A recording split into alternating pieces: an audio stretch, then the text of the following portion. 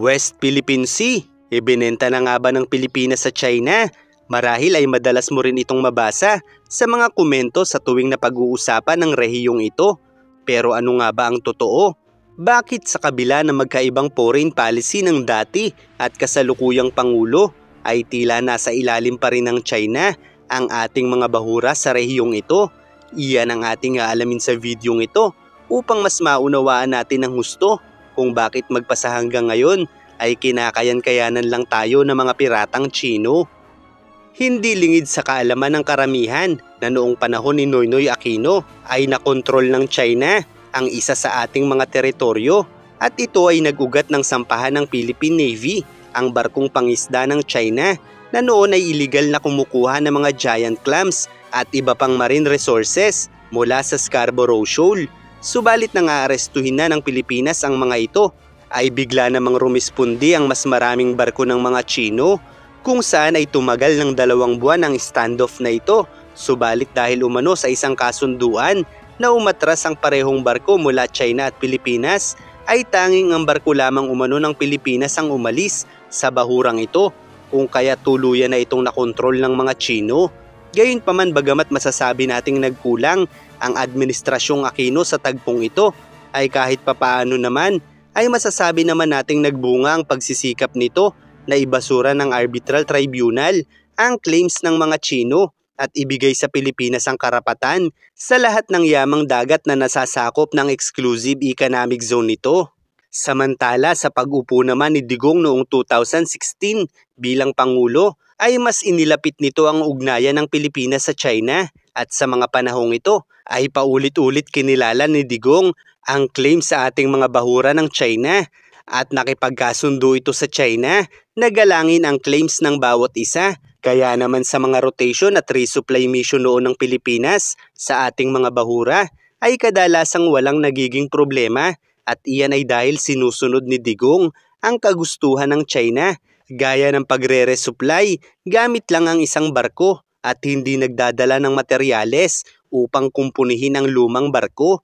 Gayunpaman, sa kabila ng pagiging masunurin ni Digong sa China, ay muli itong nakapagkontrol ng isa pa sa ating mga bahura at iyan ay ang Whitsun Reef na binaha noon ng mga barko ng China na magpasa hanggang ngayon ay hindi na nila nilubayan pa gaya ng Scarborough Shoal na nakuha nila. Kaya naman sa pag-upo ng kasalukuyang Pangulo ay nagalit ang China dahil hindi ito naging masunurin sa kanila gaya ng dating Pangulo at iyan ay dahil sa layunin ng Pangulo na palakasin ang claim sa ating mga teritoryo. Kaya naman mas inilapit nito ang ugnayan ng Pilipinas sa mga Amerikano at mariing kinundi na ang mapanakop na aksyon ng China. Bukod pa riyan, sa kasalukuyang administrasyon ay nagkaroon ng mas maayos na istasyon ng ating mga sundalo sa BRP Sierra Madre dahil nagawa nitong i-reinforce ang ilang bahagi ng barko na nagbigay ng mas maayos na masisilungan para sa ating mga sundalo. Kaya naman talagang hinangaan ng bawat Pilipino ang naging layunin ng Pangulo para sa pagpapalakas ng ating karapatan sa ating teritoryo.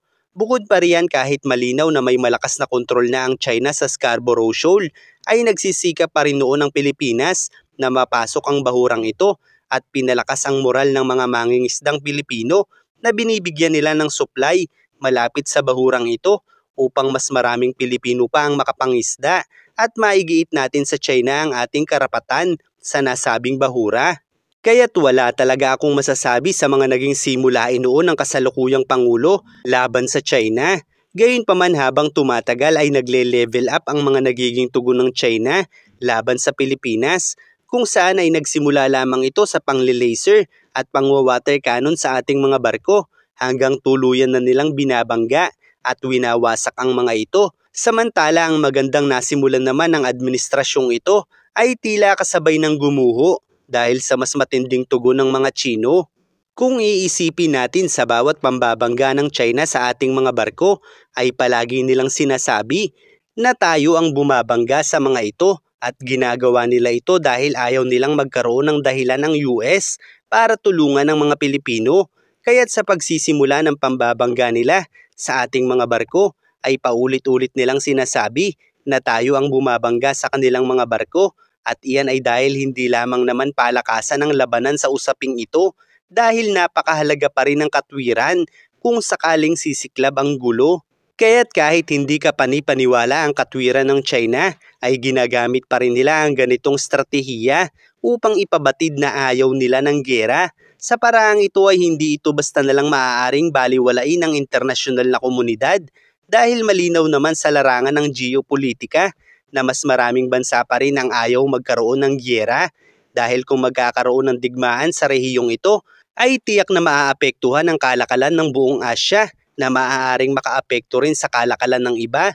Kaya't hanggat nangangatwiran ng China, ang magagawa lamang ng ibang mga bansa ay magkundina sa pagnanais na maresolba ito sa pamamagitan ng diplomasya.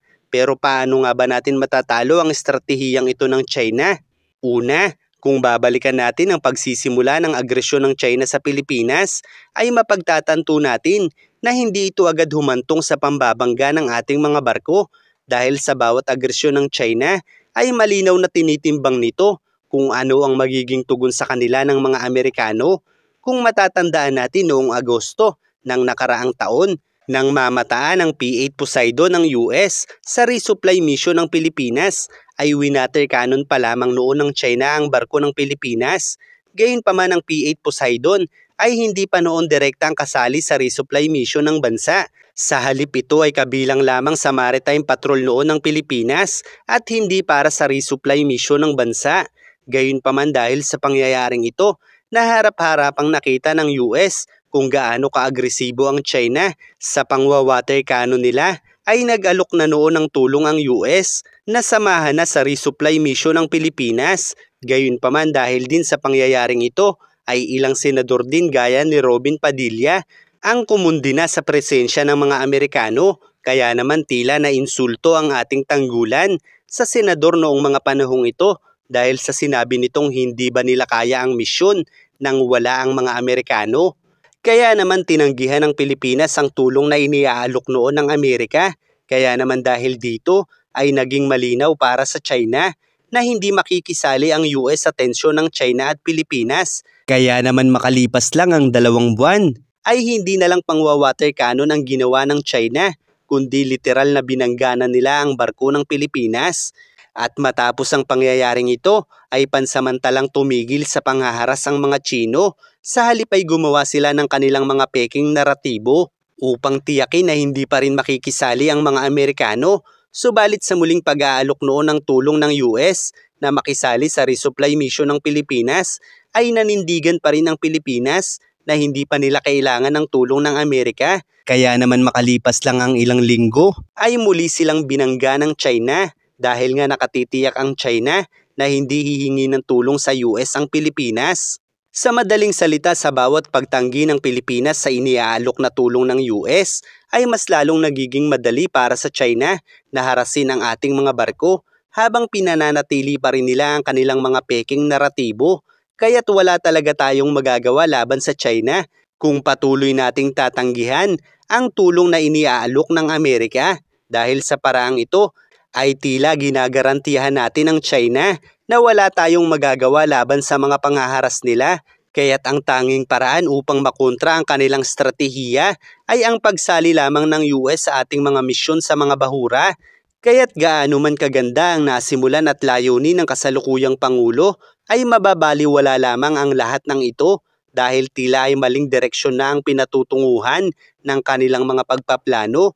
Kaya't bagamat humahanga ako sa nasimulan ng kasalukuyang Pangulo, ay hindi naman ako isang panatiko na mananatiling susuporta sa patuloy na paghina ng kanyang direktiba habang nilalapastangan ng walang kalaban-laban ng China ang ating mga barko at patuloy na itinataboy ang mga mangingisdang Pilipino sa sarili nating teritoryo.